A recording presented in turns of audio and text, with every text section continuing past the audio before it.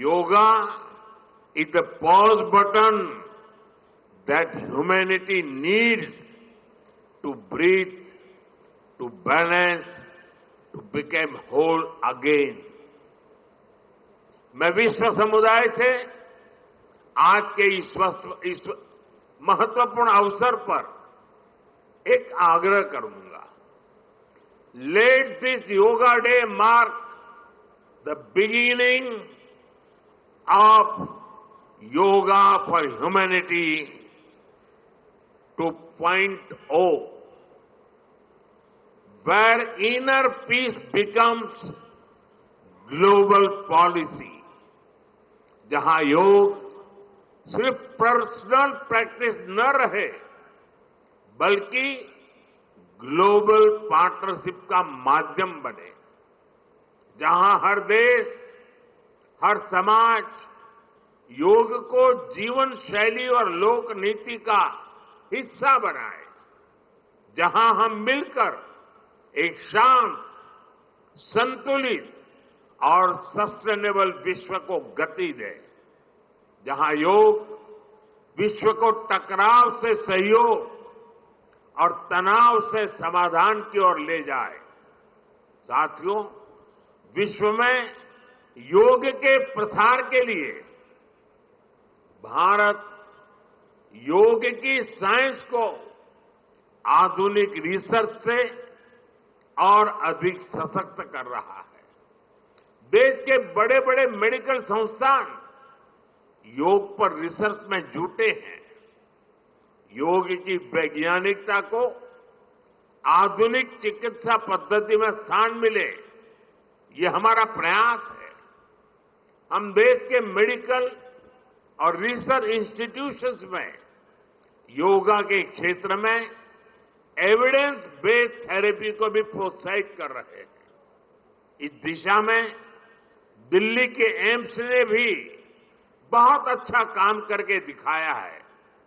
AIIMS की research में सामने आया है कि योग की कार्डियक और न्यूरोलॉजी डिसऑर्डर्स के उपचार और विमेन हेल्थ और मेंटल वेलबीइंग में अहम भूमिका है. साथियों, नेशनल आयुष मिशन के जरिए भी योग और वेलनेस के मंत्र को आगे बढ़ाया जा रहा है. डिजिटल टेक्नोलॉजी ने भी इसमें बड़ी भूमिका निभाई है.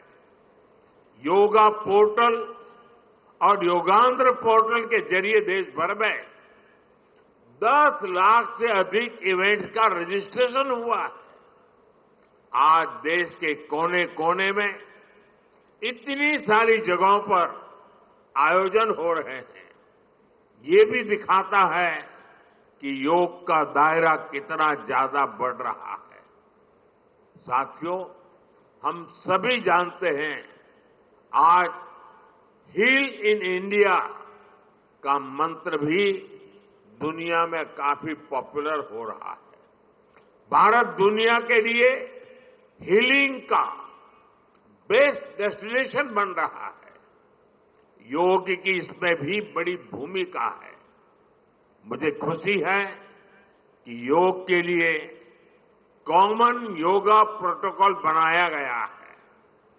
योगा सर्टिफिकेशन बोर्ड के 6.5 लाख से अधिक ट्रेन वॉलेंटियर्स, करीब 130 मान्यता प्राप्त संस्थान और मेडिकल कॉलेजों में 10 दिन का योग मॉड्यूल्स, ऐसे अनेक प्रयास एक होलिस्टिक इकोसिस्टम तैयार कर रहे हैं.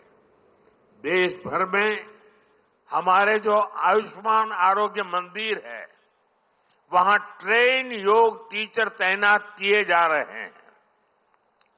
दुनिया भर के लोगों को भारत के इस वेलनेस इकोसिस्टम का फायदा मिले, इसलिए विशेष आयुष वीजा दिए जा रहे हैं. साथियों, आज योग दिवस पर मैं ओबेसिटी की तरफ भी फिर से सभी का ध्यान आकर्षित करना चाहूंगा. बढ़ती ओबेसिटी पूरी दुनिया के लिए एक बड़ा चैलेंज है। मैंने मन की बात कार्यक्रम में भी इस पर विस्तार से चर्चा की थी। इसके लिए अपने खान पान में 10% ऑयल कम करने का चैलेंज भी शुरू किया था।